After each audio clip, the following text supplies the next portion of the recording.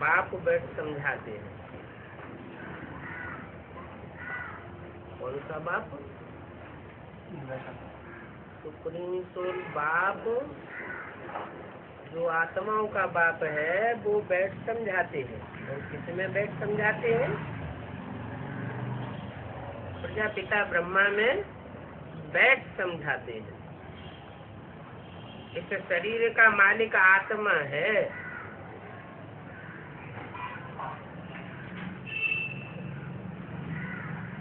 परमात्मा नहीं है। इस शरीर का मालिक परम पिता परमात्मा इस शरीर का मालिक नहीं है। इस शरीर का मालिक कौन है? जैसे अर्जुन का रथ गाया हुआ है, तो रथ का मालिक कौन है?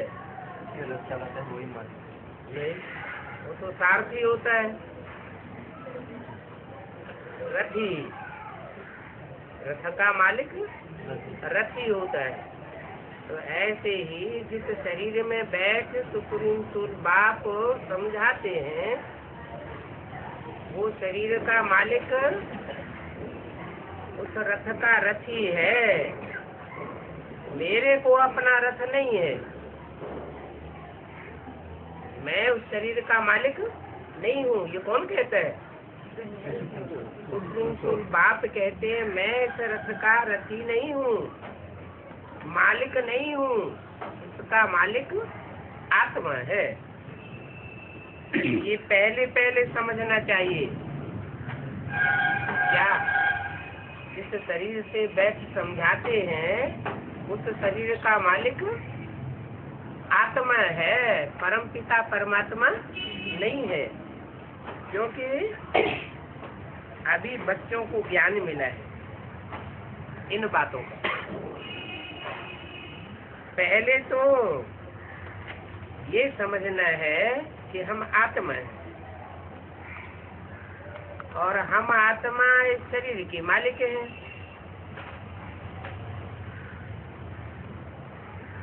शरीर आत्मा का मालिक नहीं है।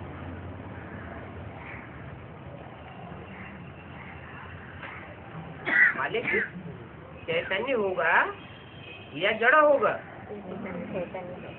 चैतन्य मालिक होता है।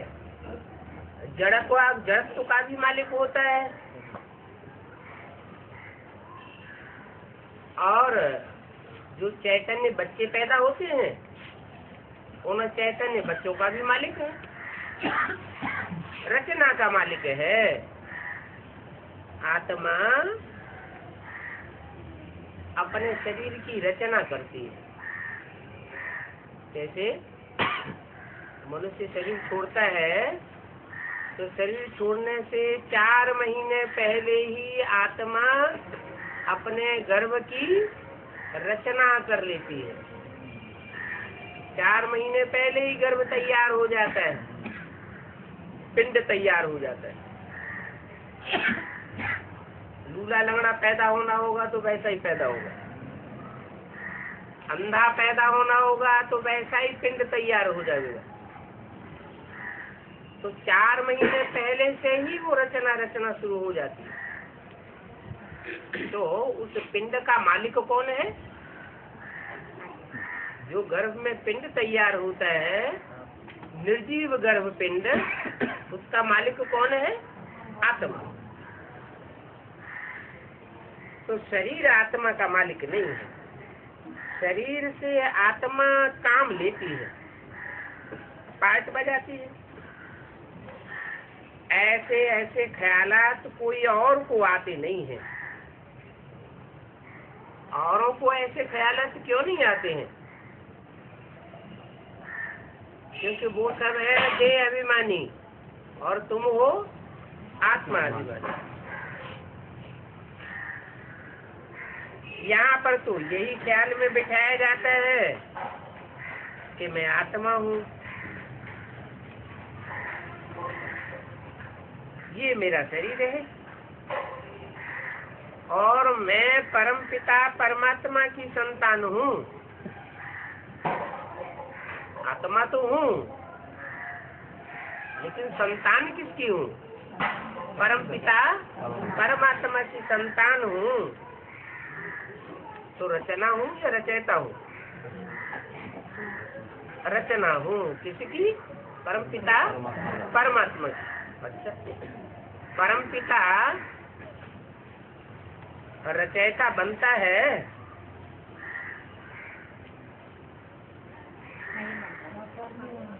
परम पिता अनादि है और आत्माएं भी अनादि है, तो रची जाती है। फिर आत्मा रचना कैसे? कोई शरीर में प्रवेश करके आकर के आत्मा को अपना परिचय देते हैं। आत्मा अपना परिचय समझती है, जानती है, पहले नहीं जानती थी। रचयिता ने जब रचना रची तो रचना हुई, उससे पहले रचना नहीं थी। ऐसे नहीं कि आत्मा नहीं थी, आत्मा तो थी लेकिन आत्मा को अपने स्वरूप का ज्ञान नहीं था।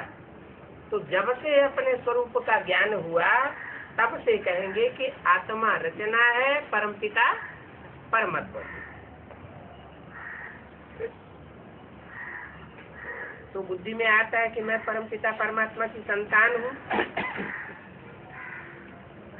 ये याद बार बार भूल जाती है। क्यों भूल जाती है?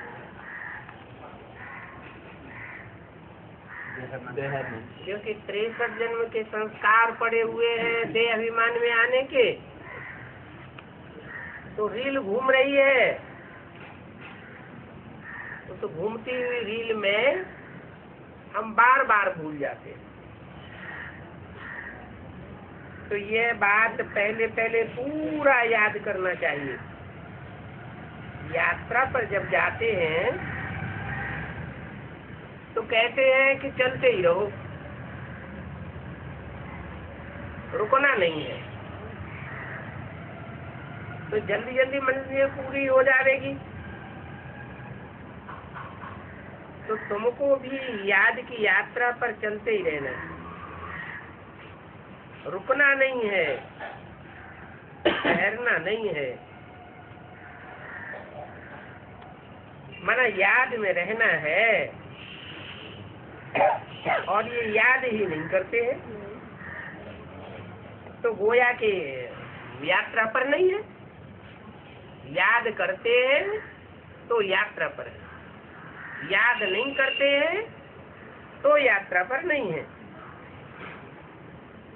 देह अभिमान आ जाता है और देह अभिमान में रहने से कुछ न कुछ विकर्म हो जाते हैं। ऐसे भी नहीं कि मनुष्य सदैव विकर्म ही करते रहते हैं, नहीं, सदैव विकर्म नहीं करते रहते। माया जब हावी होती है तो विकर्म कराती है। विकर्म नहीं भी करते हैं और याद भी नहीं करते हैं, कोई पाप कर्म भी नहीं होता और याद भी नहीं करते हैं, तो क्या होता है? Time waste. टाइम वेस्ट तो होता है। कमाई तो नहीं करते हैं, कमाई बंद हो जाती है ना। तो इसमें जितना भी हो सके याद की यात्रा में ढीला नहीं पड़ना चाहिए। एकांत में बैठकर अपने साथ विचार सागर मंथन करके पॉइंट्स निकालनी होती है। कितना समय हम बाबा की याद में रहते हैं, मीठी चीज की याद आती ही है ना। कुमार को जब कन्या मिलती है तो उसकी याद बहुत मीठी हो जाती है। फिर कितने लव से उसे याद करते हैं, देह में लव जाता है। बच्चों को समझाया है कि सभी मनुष्य मात्र एक दो को नुकसान ही करने वाले हैं। एक बाप ही है जो आत्मा का परिचय देकर फायदा पहुंचाने वाला है। तो फायदे का काम करना चाहिए ना।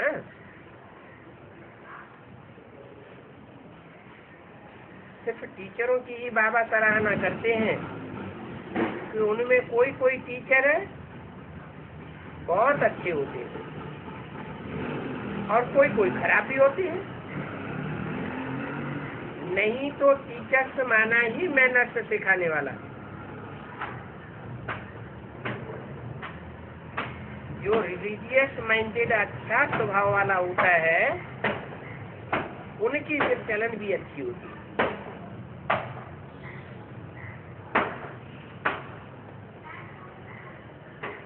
कोई बाप होते हैं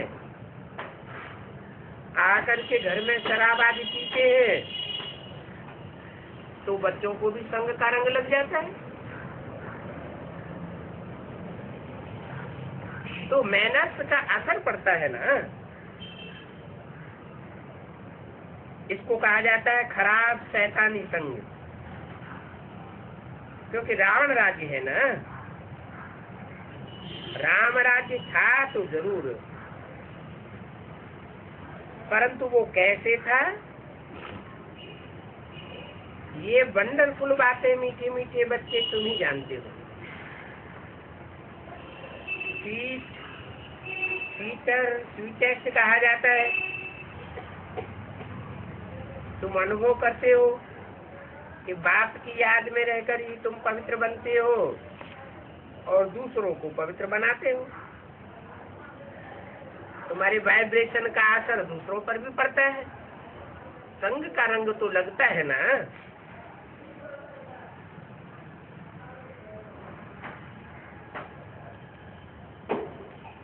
बाप पतित सृष्टि में आते हैं।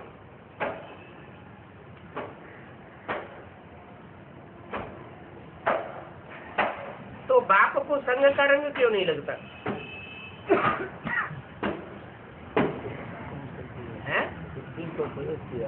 हाँ, बाप माने सुप्रीम सोल। वो इस पतित सृष्टि में आते हैं, सारी दुनिया पतित है, तो उनको संग का रंग क्यों नहीं लगता पतितों का? सबसे न्यारे इस बात में न्यारे हैं। जनमन के चक्र में नहीं आते। उनको देह नहीं है। जिनको देह होती है वो जनमन के चक्र में आते हैं। उसको देह नहीं है तो देह का संग का रंग भी नहीं लगता। तो हमें भी क्या करना चाहिए? भूल जाना चाहिए। देह को भूल जाना चाहिए। हाँ, देह को भूल जाना चाहिए।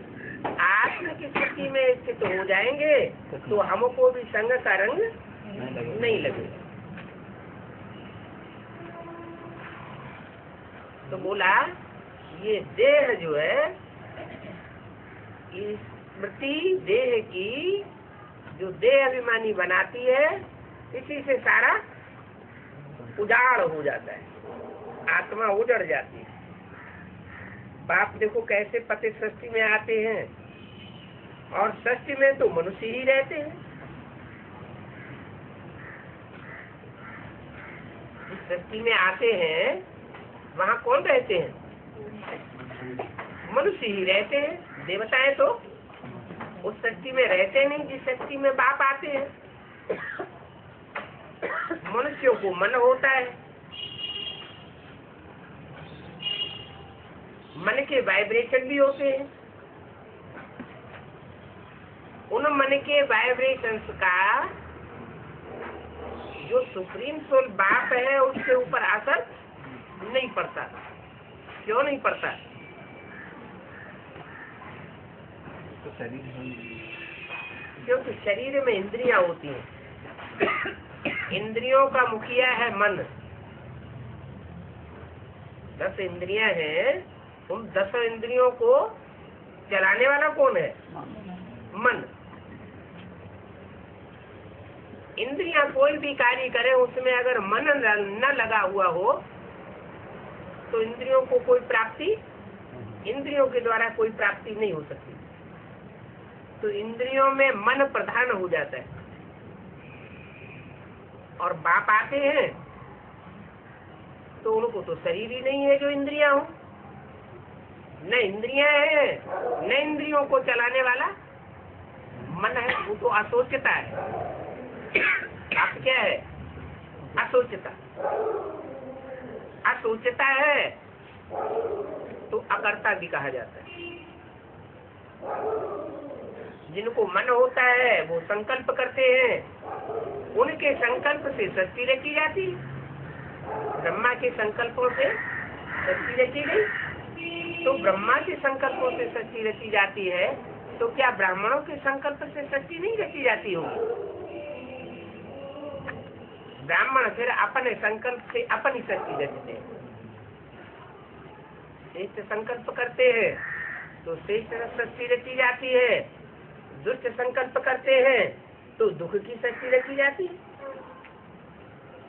हर आत्मा अपने सुख दुख का रचयिता स्वयं है।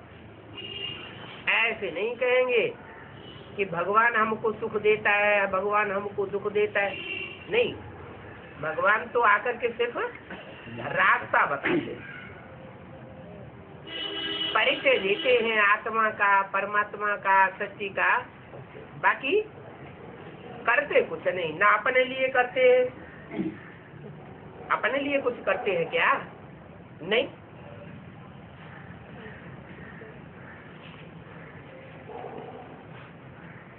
तो सृष्टि में मनुष्य ही रहते हैं और जलमयी कोई सृष्टि थोड़े ही कहेंगे।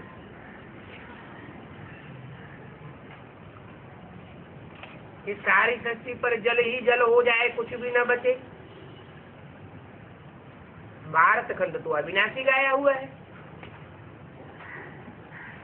अगर सारी ही सृष्टि जलमयी हो जाए फिर तो भारत खंड भी न बचे। भारत बचता है और दूसरे धर्मखंड वो सब खलास हो जाते। क्यों? भाव आया है, भाव आप आया हुआ है तो सबको बचा लेना। सब धर्म खंडों को नहीं बचाता। भारत खंड बचता है। क्यों बचता है? क्योंकि आदि से लेकर के अंत तक कोई न कोई आत्मा ऐसी है पवित्रता की पावर से भारत की अखंडता को कायम रखती। अपवित्र आत्माएं भी हैं इस दुनिया में और पवित्र आत्माएं भी। कोई आत्मा ऐसी पवित्र पाठ बजाने वाली है कि आज से लेकर के अंत तक विचार में नहीं आती। ऐसे नहीं कि पतित नहीं बनती है, पतित तो बनती है, लेकिन खासियत क्या है? और आत्माओं के मुकाबले उस आत्मा में क्या खासियत होगी? एक प्रति सदा बने। हाँ, एक के साथ पतित बनती है। पतित तो बनना है, ये कायदा है। क्या कोई भी आत्मा जो पावन है ऐसे नहीं सदैव पावन बनी रहेगी। आत्मा है तो जन्म मरण के चक्र में आएगी। जन्म मरण के चक्र में आएगी माने देह धारण करेगी। देह धारण करेगी माने देह का संग का रंग लगेगा। वो तो सब ठीक है, पतित बनेगी, लेकिन पतित बनना अलग बात है और बेविचारी बनना अलग बात है। तो पतित तो बनती ही आत्मा। आत्मा जैसे जैसे शरीर के देह के सुख भोगेगी तो नीचे गिरेगी। सुख भोगने से आत्मा की शक्ति क्षीण होती है, लेकिन एक क्षीणता ऐसी है कि तीव्र गति से क्षीणता होती है। जैसे द्वापर युग शुरू होता है तो कोई आत्मा ऐसी है जो द्वापर युग शुरू होते ही अति पतित बन जाती है और उसमें दूसरे धर्म की आत्माएं प्रवेश कर जाती है। जैसे कहते हैं ना, भय का भूत होता है।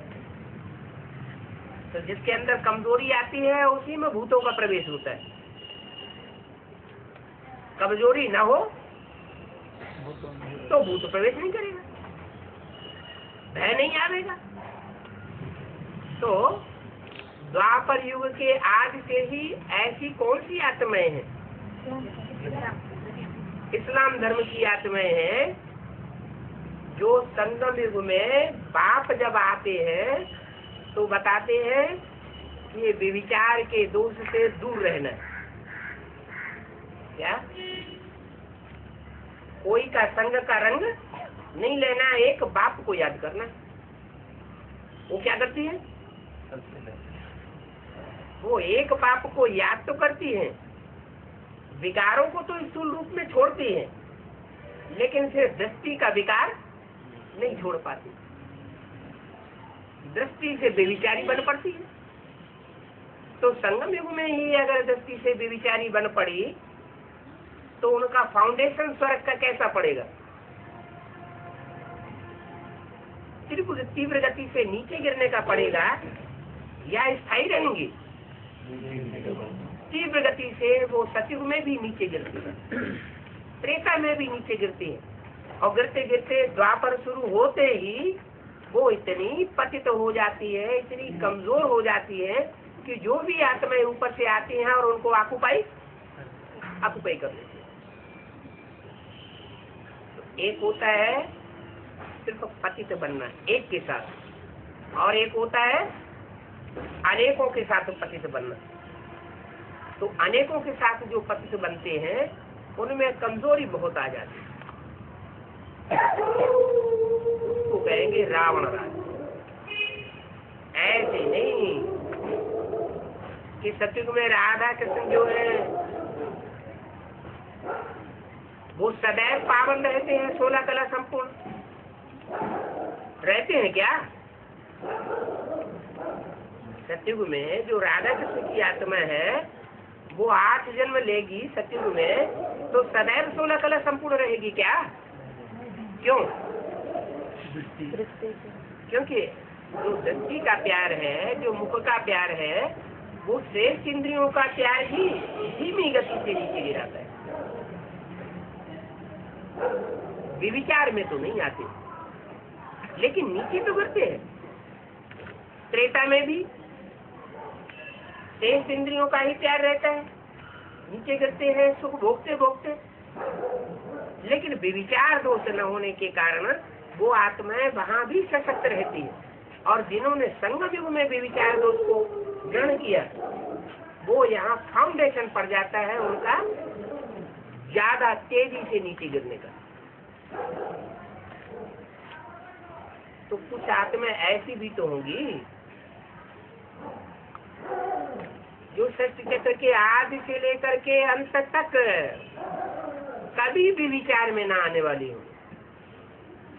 ये परसेंटेज में बहुत कम भी विचार में आने वाली है। तो जो कम भी विचार में आती हैं उतनी ही ज्यादा सुखी रहती है।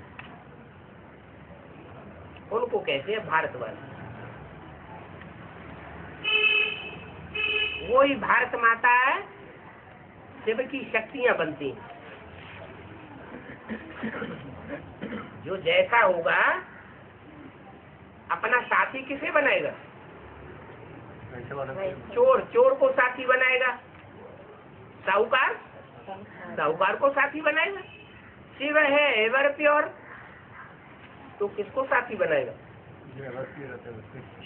जो शक्ति रूपी रंगमंच पर 84 जन्मों में ज्यादा से ज्यादा पवित्र रहते हैं, अभिविचारी बन करके रहते हैं, उनको अपनी शक्ति बनाता है। इसलिए गायन है अंत का क्या अंत का गायन है? भारत माता शक्ति अवतार अंत का यही नारा है। अंत का नारा क्यों है? अंत में सहयोग देगी वो आत्मा। क्यों पहले क्यों न दे? मध्य में क्यों नहीं दिया? मध्य में दे दे। अच्छा काम तो जल्दी कर लेना चाहिए कि देर में करना चाहिए? जल्दी कर लेना चाहिए। फिर समझ में नहीं आया होगा।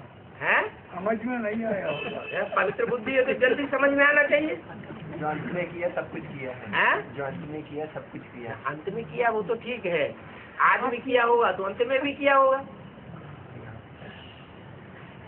आज में एक आत्मा से 84 जन्म एक आत्मा से जोड़ा हुआ है, उन्हीं आत्माओं नहीं, सबके लिए रुका हुआ है। ये 12 न्यारा फैसला अंत में ही होता है कि कौन अंत तक टिका रहता है, कौन अंत तक स्थायी होकर रहते हैं और कौन अंत में क्षीण हो जाते हैं। जो क्षीण हो गए वो तो सहयोगी बन ही नहीं सकते, वो तो विनाश के कार्य में आवेंगे। काम क्या इम्प्योरिटी से होता है विनाश, अपवित्रता से होता है विनाश, और पवित्रता से होती है स्थापना। तो जो नई दुनिया की स्थापना है वो 100% आदि में होगी या अंत में होगी? अंत में ही होगी। तो अंत में जाकर के ये रिजल्ट खुलता है कि नंबरवार पवित्र रहने वाली आत्माएं अंत तक कौन है। एक ही बात नहीं है, नंबरवार है। एक 100% होगी तो दूसरी 99.5% भी होगी, 99.5% भी होगी। तो परसेंटेज का हिसाब है, उस परसेंट के हिसाब से जो आत्माएं जन्म जन्मांतर की पवित्र रहने वाली साबित होती है, वो 108 आत्माएं विजय माला के दाने बनने वाली। वो 108 आत्माएं भारत माता, शिव शक्ति अवतार, ऐसा उनका गैंग है।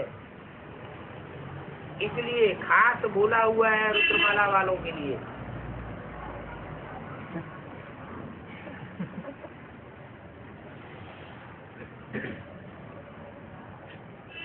जो बेसिक वाले हैं वो तो इन बातों को जानते ही नहीं। रुद्रमाला वालों के लिए खास बोला हुआ है, वो ही समझते हैं कि विजय माला का आवाहन करो। क्या? अरे बननी है पहले रुद्रमाला, बाद में विजय माला बनती है, तब रुद्रमाला के मण के विजय माला में ऐड होते हैं। तो रुद्रमाला का आवाहन क्यों न करें?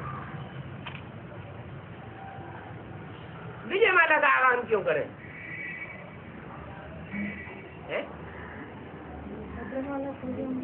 पवित्र तो जाते है, तो है विजय माला वालों में पवित्र तो जाते है। सागर के बच्चे, सागर के बच्चे क्या हुए? नहीं, सागर के बच्चे भस्म हो गए। कहते हैं सागर के बच्चे भस्म हो गए। वो कचड़े को भस्म करते करते सूर्य के बच्चे जो है, सूर्य कचड़े को भस्म करता है ना, तो कैसे भस्म करता है? ठंडा रह के भस्म करता है या गर्म होकर के भस्म करता है? तो ये सागर के बच्चे हैं जो काम विकार में भस्म हो गए, जल मरे। ये बीज है शक्ति के।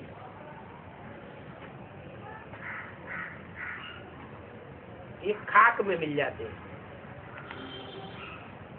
इसलिए गायन है कि दाना खाक में मिलकर गुले गुलजार होता है। दाना अगर मिट्टी में न मिल जाए तो फूल पैदा नहीं होते हैं, पेड़ पैदा नहीं बनता होता है, फल नहीं आते हैं। बीज अपने को धरणी में मिक्स कर देता है। और धरणी है कन्याएं माताएं। कन्याएं माताओं में भी दो प्रकार की धरणी है। एक है भारत माता और एक है जगत माता। जगत माता और जगत माता की भुजाएं भी हैं, और भारत माता और भारत माता की भुजाएं भी हैं। दो तरह की धरणी है, स्वदेशी और विदेशी। स्वदेशी धरणी में अगर बीज अपने को भस्म कर दे, राख बना दे, मिट्टी बना दे, मिट्टी में मिल जाए तो फायदा, या विदेशी धरणी में मिल जाए तो फायदा है? फायदा विदेशी डूब जाता है, डूब जाता है। तो ये रुद्रमाला के मणके बेकार है? लेकिन भगवान बाप आते हैं तो विदेशी बन करके आते हैं, कि स्वदेशी बन के आते हैं? विदेशी बन करके आते हैं। तो पहले किससे मिलते हैं? विदेशियों से मिलते हैं। उनसे कहते हैं बच्चे तुम डबल विदेशी हो, तुम डबल विदेशी मेरे को क्यों प्रिय हो? अरे खुद तो एवर प्योर है, एवर प्योर है तो पवित्र को पसंद करे, पवित्र आत्माओं को पहले उठाए, पतितों को क्यों उठाता है? हैं? पवित्र आत्मा को उठाना हैं? वो तो एवर प्योर है, उनको क्या उठाना है? पवित्र को पवित्र बनाने में कोई बड़ी बात नहीं है, लेकिन पतितों को पावन बनाना वो बड़ी बात है। तो जो रुद्रमाला के मणके जो खाक में मिल जाते हैं, सागर के बच्चे भस्म हो गए, कहाँ की यादगार है? एक कंपिल में ही यादगार क्यों बन गई है? कंपिल में जाके यादगार क्यों कलकत्ते में बन जाती?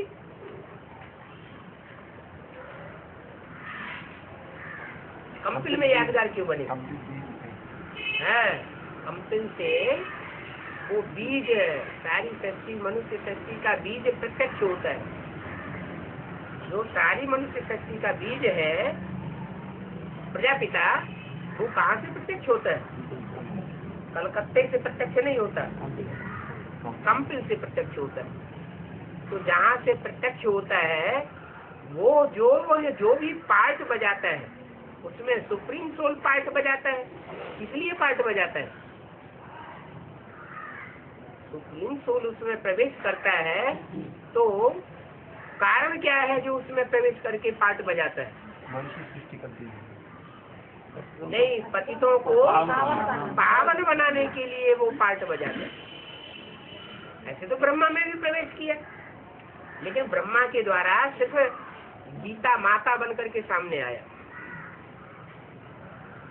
ज्ञान आया हमारे सामने, लेकिन ज्ञान से पतित पावन नहीं बनता कोई। क्या?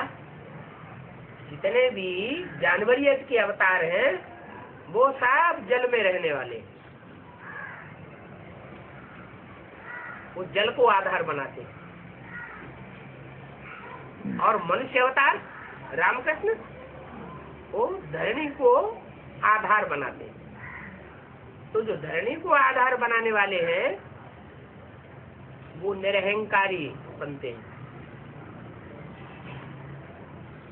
धरणी माता को महत्व देते हैं। इसलिए निरहंकारी होने के कारण धरणी का उद्धार करने के निमित्त बनते हैं। कलयुग के अंत में सबसे ज्यादा दुर्गति किसकी होती है? माताओं की दुर्गति होती है। पृथ्वी पर पापों का बोझ कलयुग के अंत में बहुत बढ़ जाता है। तो ऐसे टाइम पर जो माताओं का मान सम्मान करता है, उस मान सम्मान के आधार पर सारी सृष्टि का कल्याण होता है। उन माताओं में भी दो प्रकार की माताएं, एक विदेशी और एक स्वदेशी, या एक विदेश से प्रभावित होने वाली और दूसरी विदेशों से प्रभावित नहीं होती, प्रभावित होकर के अपनी पवित्रता को खंडित नहीं करती। तो दोनों प्रकार की जो माताएं हैं तो माताएं ना, धरणी तो है। ये तो ड्रामा बना हुआ है क्या कि स्वर्ग होगा तो नरक भी होगा, सुख होगा तो दुख भी होगा। ऐसे थोड़े ही कि सुखी ही सुख सृष्टि में हमेशा चलता रहे तो ड्रामा बन जाएगा। सुख और दुख ये दोनों चलते हैं। तो दुखदायी सृष्टि तब बनती है जब व्यभिचार बनता है, और सुखदायी सृष्टि तब बनती है जब अव्यभिचार बनता है। सवाल ये था, रावण वो रुद्रमाला के मणकों को भगवान क्यों पसंद करता है? उनको राजा क्यों बनाता है? जो जन्म जन्मांतर पवित्र रहते हैं उनको राजा नहीं बनाता, उनको रानी बनाता है। क्या कारण है? वो जाति सब बीज है, आत्मा सब बीज है। नहीं, चलो बीज है, बीज तो वो भी है जो 4.5 लाख बीज के अंदर नहीं आएंगे क्या? जो विजय माला के मणके हैं वो 4.5 लाख बीजों में से नहीं है। रूट वो जड़ है, वो शक्ति के बीज नहीं है। 4.5 लाख बीज तो वो भी है। बाप को सबको पहले पहचान हैं? बाप को पहले माला जमड़ के बाप को पहले पहचानते हैं। हाँ, विदेशी है क्या? बाप विदेशी बन करके आता है और विदेशी बच्चे बाप को पहले पहचानते हैं। क्यों पहचानते हैं पहले? क्योंकि बुद्धि की प्रधानता है? हाँ, बुद्धि की तीक्ष्णता है। ये बुद्धि की तीक्ष्णता भी कैसे आती है उनमें? बुद्धि की तीक्ष्णता तो आज के वैज्ञानिकों में भी है। उनको उठा लेना चाहिए, उनको नहीं उठाते। जो पुराने से पुराने बीज हैं उनको उठाते हैं। इसलिए कि ओल्ड इज गोल्ड कहा जाता है। ये पुरानी वो आत्माएं हैं जो परमात्मा बाप के स्वरूप को पहचान करके उस स्वरूप की याद में जल्दी स्थिर हो जाती है। क्या वो बीज को पहचान लेते हैं और बीज को पहचान करके बीज रूप स्टेज जल्दी बना लेते हैं। जब बीज रूप स्टेज बनती है तो बुद्धि सात्विक रूप से तीखी हो जाती है। वो जो वैज्ञानिक हैं, साइंसदान हैं, उनकी भी बुद्धि तीखी है, सूक्ष्म बुद्धि उनकी है, लेकिन तामसी है या सात्विकी है? तामसी बुद्धि है। उनकी बुद्धि विनाश के काम में आती है।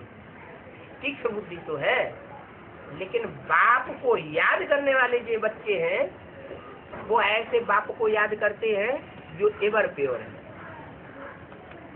माना प्योरिटी में बहुत 100% इतना एवर प्योर और सच्ची में कोई आत्मा हो ही नहीं सकती। तो ऐसे को याद करने से उनकी आत्मा रूपी जो मन बुद्धि है वो भी सात्विक बन जाती है। निराकारी, निर्विकारी और निरहंकारी बन जाती है। इसलिए बाप अपने बच्चों से बात करते हैं। क्या? जिसकी आत्मा आधार है, जड़ है, उससे बात नहीं करते। प्रवेश तो किया उनमें, लेकिन बात उनसे नहीं करते। किससे बात करते हैं? अपने बच्चों से बात करते हैं। परमात्मा बाप सुप्रीम सोल के बच्चे भी सुपरमेटी की पावर वाले होंगे, साधारण पावर वाले नहीं होंगे। तो वो पहले ज्ञान को कैच कर लेते हैं। ज्ञान को तीक्ष्णता से कैच करते हैं तो ज्ञान का बल उनमें आ जाता है। भगवान के पास कौन सी प्रॉपर्टी है? ज्ञान सागर। कोई धन संपत्ति तो लाता नहीं है, कोई प्रॉपर्टी परम नाम से लाता नहीं है। उसकी क्या प्रॉपर्टी है? जब वो आता है तो क्या प्रॉपर्टी देता है? ज्ञान की प्रॉपर्टी देता है। तो उसकी जो प्रॉपर्टी है, उस प्रॉपर्टी की जो कदर करते हैं, उनकी कदर से बाप प्रसन्न होता है। टीचर होता है ना, टीचर जो नॉलेज देता है उस नॉलेज को जो बच्चे ग्रहण करते हैं तो ऐसे स्टूडेंट से टीचर खुश होता है कि देखो ये कितना ध्यान देता है हमारी बताई हुई बात पर। तो ऐसे ही ये सुप्रीम सोल बाप की जो प्रॉपर्टी की कदर करते हैं उन बच्चों के ऊपर बाप बहुत प्रसन्न हो जाता है। वो ये नहीं देखता कि ये पतित है, ये भी जानता है ये पतित कैसे बने। ये हुजूम ऊपर से जो आए दूसरे दूसरे धर्म की आत्माएं, उनके संग के रंग से पतित बने। इनकी दृष्टि तो फिर भी सारी दुनिया के लिए आत्मिक दृष्टि ही रहती है, लेकिन परसेंटेज जो और धर्म के ऊपर से आते हैं वो ज्यादा देहाभिमानी होते हैं, या जो सचिव त्रेता से उतरती हुई आत्माएं होती हैं वो ज्यादा देहाभिमानी होती हैं। मूल रूप में ज्यादा देहाभिमानी कौन सी होती है? द्वापर कलयुग से जो उतरती है वो ज्यादा देहाभिमानी। कैसे? कब बनी देहाभिमानी? संगम युग में जब बाप आया था तो उन्होंने ज्ञान की बातों पर ध्यान नहीं दिया, बाप को पहचाना नहीं, ठुकराते रहे। संदेश मिला, एक कान से सुना, दूसरे कान से निकाल दिया। तो पहचान न होने के कारण न आत्मा की पहचान हो पाई, न सुप्रीम सोल बाप की पहचान हो पाई। तो अंत में वो पीछे रह जाते हैं ईश्वरीय पढ़ाई में पीछे रह जाने के कारण उनमें देहभान रह जाता है। देहभान ज्यादा रह गया, आत्मा भान कब रहा?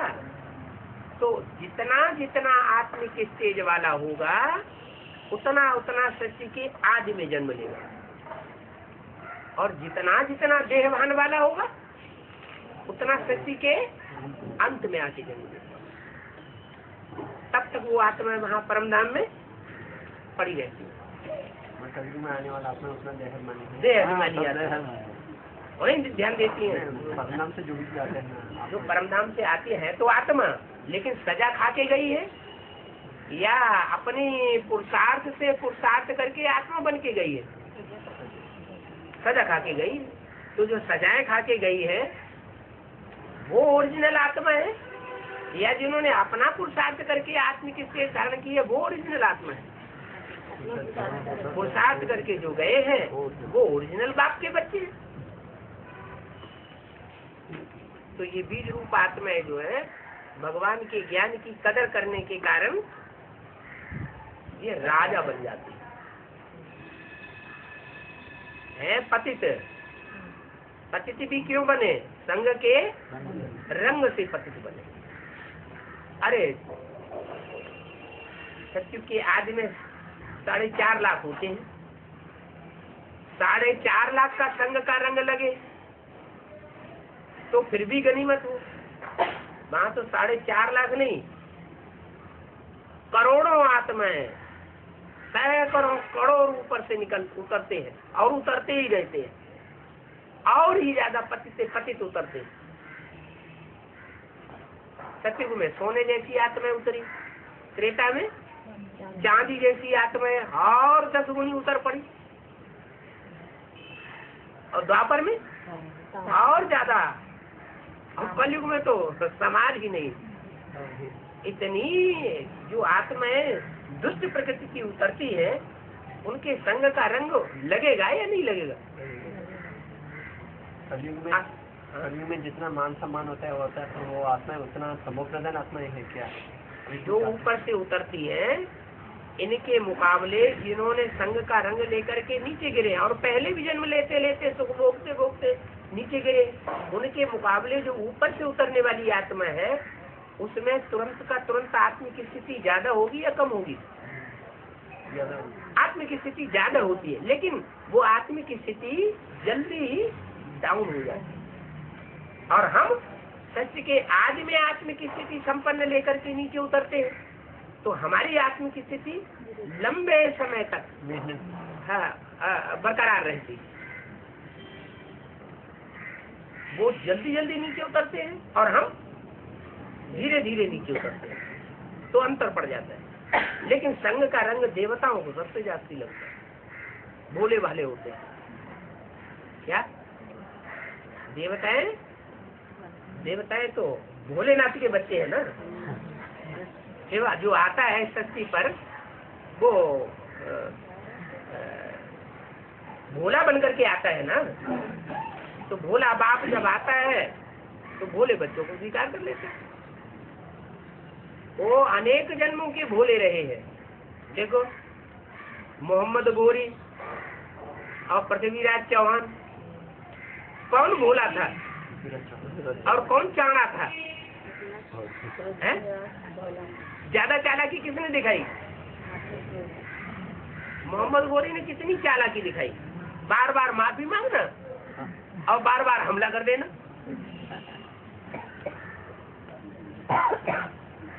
तो भारतवासी जो है, जो 108 बीज हैं, जो सारी दुनिया में माला के रूप में सिमरण किए जाते हैं, उन आत्माओं की जो विशेषता है वो विशेषता आज से लेकर के अंत तक अक्षुण्ण रहती है। नंबरवार पुरुषार्थ अनुसार उनमें एक आत्मा ऐसी है जो आदि से लेकर के द्वापर के आदि से लेकर के अंत तक विदेशियों से संघर्ष करती है, वो आत्मा यहाँ भी पहचान में आवेगी, उसके सहयोगी भी यहाँ पहचान में आवेंगे। कैसे कैसे पहचान में आवेंगे? जो भी हो, वो आदि से लेकर के अंत तक यहाँ ब्राह्मणों की संगम दुनिया में संघर्ष में रहेंगे। संघर्ष में रहते हुए भी वो अपनी सच्चाई को छोड़ने वाले नहीं है। उनकी भावना यही रहती है, सत्य की विजय हो, असत्य का नाश हो। तो अंत में जाकर के सत्य की विजय होती है और असत्य का नाश होता है। धर्म की स्थापना होती है, अधर्म का विनाश होता है। जो भी अधर्मी है, जो भी अधर्म दुनिया में फैले हुए हैं धर्म के नाम पर, वो सब नष्ट हो जाते हैं।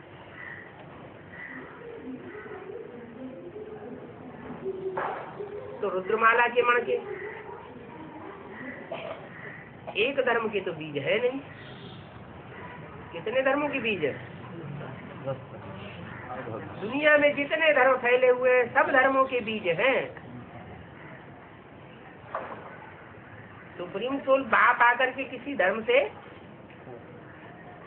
ईर्ष्या देश नहीं करता। हर धर्म की आत्माओं में से श्रेष्ठ आत्माओं को चुन लेता है। ऐसे कोई नहीं कह सकता कि हमारे धर्म को भगवान आता है, गॉड फादर आता है तो हमको धक्का मारता है। नहीं, हर धर्म की श्रेष्ठ आत्माओं को चुनता है। लेकिन धर्म की आत्माएं तो नंबरवार इस शक्ति पर उतरती है ना। जो पहले पहले इस शक्ति पर आवेंगे वो ज्यादा पावरफुल और श्रेष्ठ होंगे, या बाद में आने वाले ज्यादा पावरफुल और श्रेष्ठ होंगे? जो पहले पहले आते हैं वो ज्यादा पावरफुल भी होते हैं और श्रेष्ठ भी होते हैं, और जो अंत में उतरते हैं वो कम पावरफुल हैं और अपने से पहले आने वाले धर्मों के मुकाबले कम श्रेष्ठ हैं। फिर भी कोई नाली का अवगाहन करे, कोई नाला बह रहा है और नाले का कचड़े का अवगाहन करे, तो उसमें कभी कभी अच्छी चीज निकल आती है, नहीं है? तो ऐसे ही जो अंतिम धर्म है, उन अंतिम धर्मों में से भी जो श्रेष्ठ श्रेष्ठ आत्माएं हैं उनका चयन कर लेता है और चुनी हुई आत्माओं को फिर संसार में चमकाता है। ये काम परमात्मा परम पिता ही कर सकता है और कोई मनुष्य आत्मा नहीं कर सकती। क्यों क्यों नहीं कर सकती? क्योंकि सब में पार्शियलिटी भरी हुई है।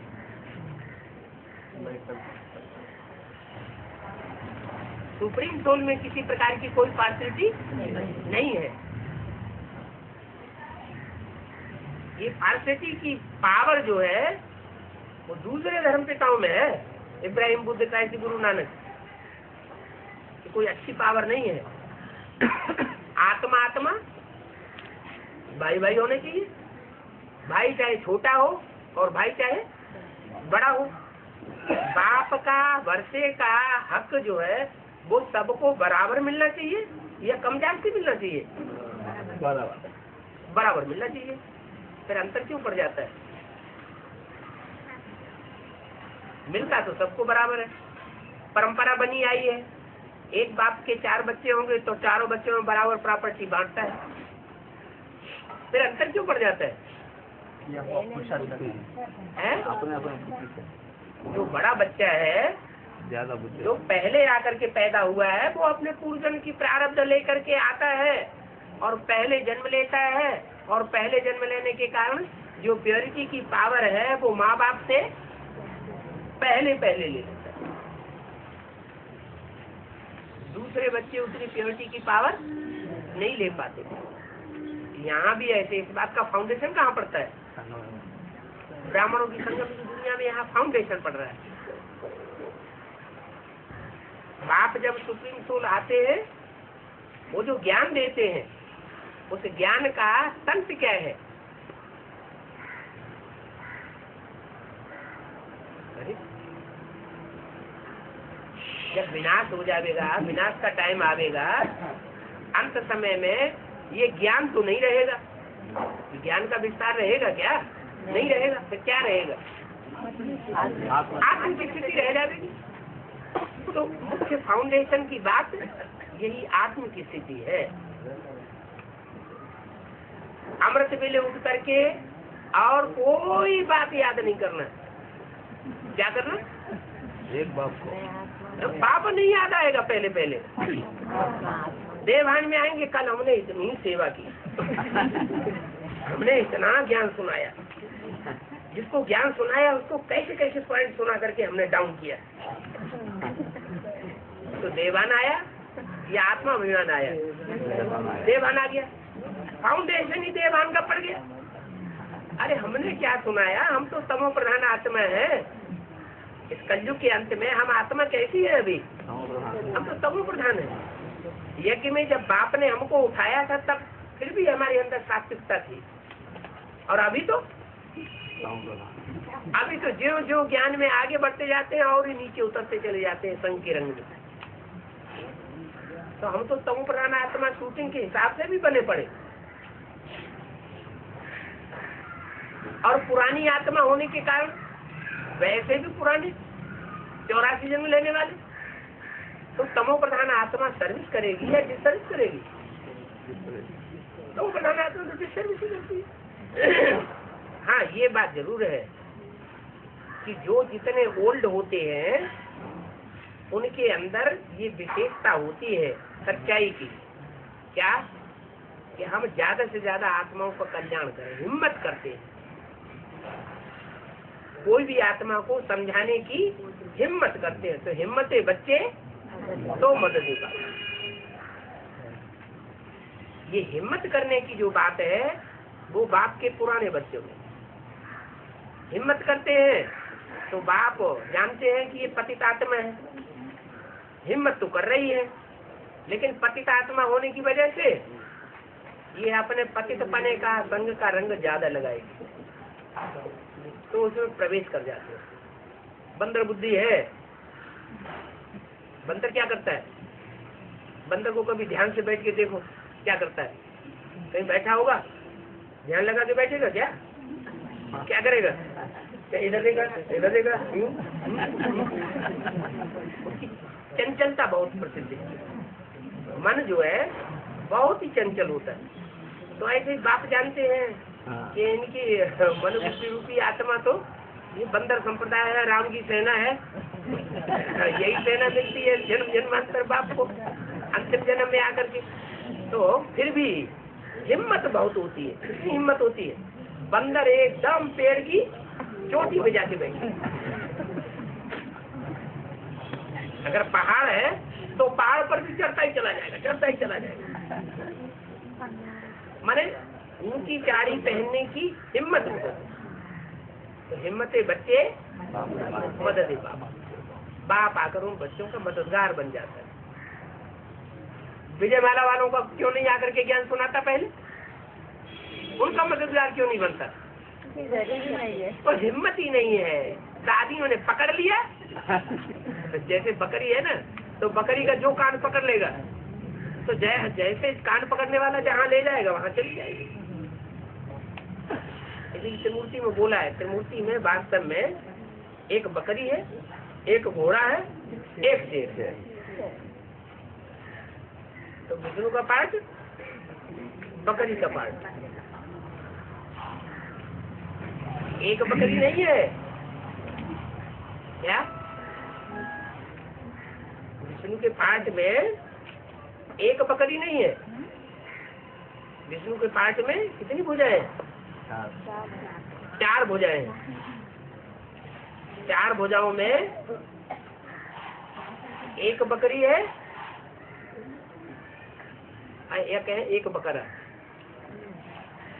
बकरा को बकरी को बात तो एक ही हो जाती है, लेकिन उनमें खासियत होती है। एक जहाँ जाएगी दूसरी वहीं जाएगी।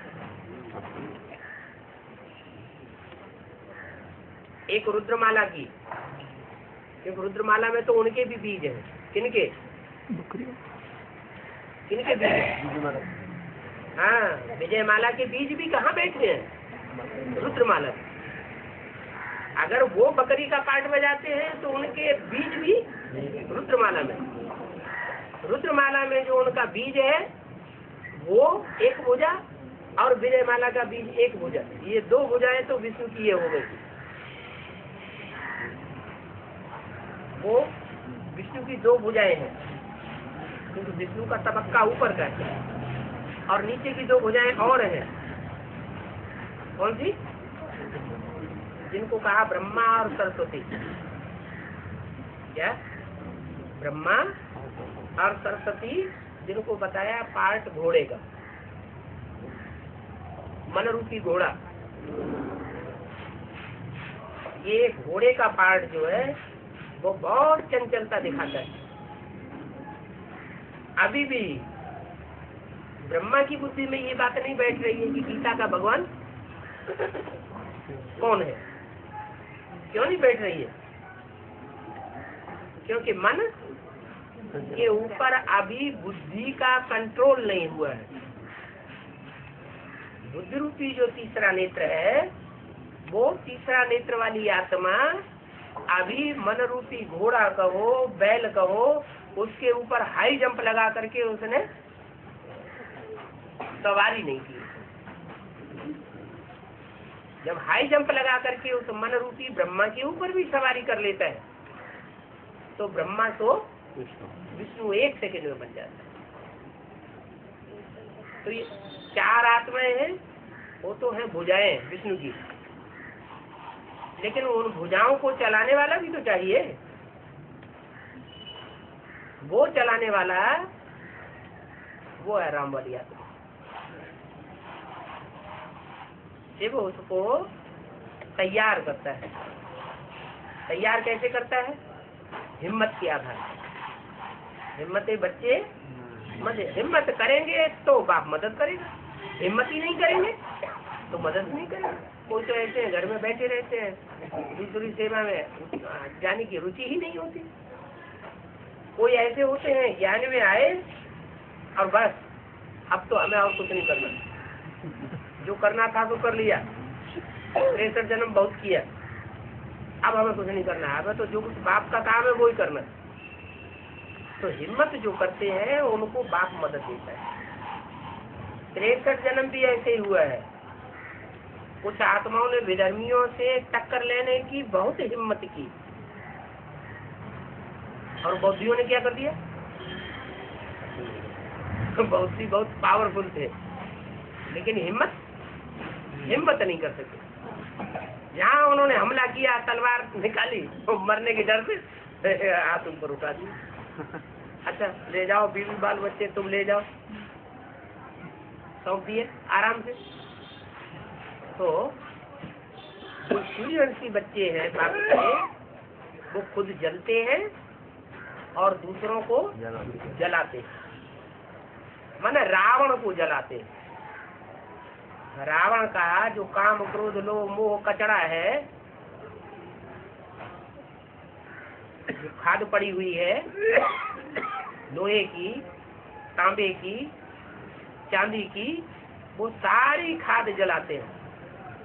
और जलाने के टाइम वो खुद गर्म होते हैं कि नहीं होते हैं? खुद भी गर्म होते हैं।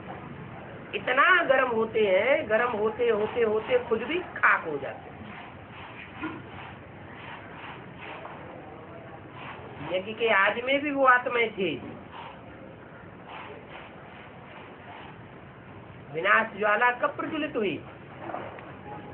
तो यज्ञ के आज से ही विनाश ज्वाला प्रज्वलित हुई। सारे चंद्रवंशी, इस्लाम वंशी, बौद्धि वंशी एक तरफ हो गए और चंद्रवंशी सूर्यवंशी आत्मा एक तरफ हो गई। मुट्ठ भर आदमी भी झगड़ा चला था और अभी भी ये झगड़ा चल रहा है, सामने खड़ा हुआ है। ऐसे नहीं कि बेसिक के अंदर ही जो इस्लामी बौद्धिक क्रिश्चियन है वो ही दुश्मनी कर रहे हैं, नहीं। एडवांस पार्टी में जो बीज रूप आत्माओं में जो दूसरे धर्म के छिलके वाले हैं वो भी विरोध कर रहे हैं। किनका? बाप और बाप के उन्हीं असली बच्चों का जो सूर्यवंशी थे। लेकिन वो ज्ञान की अग्नि ऐसी है तो योगाग्नि का रूप धारण करती है और काम क्रोध लोभ मोह अहंकार इनको भस्म करती है तो नई दुनिया प्रत्यक्ष होती है। भस्म न करे तो नई दुनिया भी प्रत्यक्ष नहीं होता।